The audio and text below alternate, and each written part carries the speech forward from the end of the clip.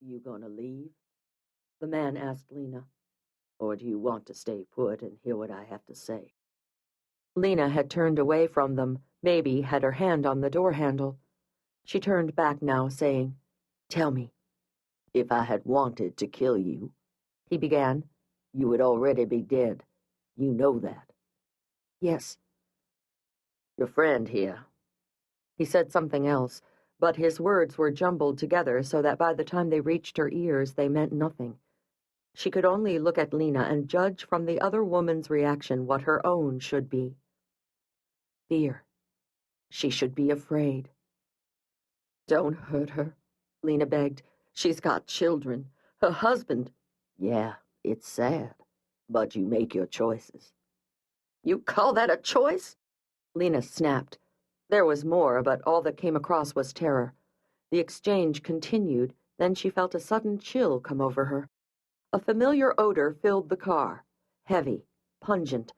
She knew what it was. She'd smelled it before, but her mind could not tell her when or where. The door opened. The man slid out of the car and stood there looking at her. He did not look sad or upset.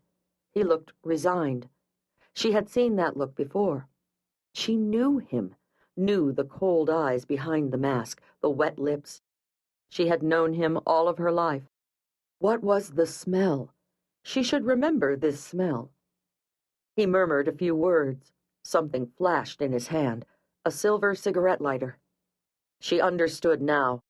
Panic sent a flood of adrenaline to her brain, cutting through the fog, slashing right to her heart. Lighter fluid. The cup had contained lighter fluid. He had poured it all over her body. She was soaked, dripping in it. No, Lena screamed, lunging, fingers splayed. The lighter dropped onto her lap, the flame igniting the liquid burning her clothes. There was a horrible keening. It was coming from her own throat as she sat helplessly watching the flames lick up her body. Her arms jerked up, her toes and feet curled in like a baby's. She thought again of that long-ago trip to Florida, the exhausting heat, the sharp, unbearable rip of pain as her flesh cooked to the seat. Monday afternoon, Chapter 1. Sarah Linton looked at her watch. The Seiko had been a gift from her grandmother on the day Sarah graduated from high school. On Granny M's own graduation day, she had been 4 months from marriage, a year and a half from bearing the first of her 6 children, and 38 years from losing her husband to cancer. Higher education was something Emma's father had seen as a waste of time and money, especially for a woman. Emma had not argued.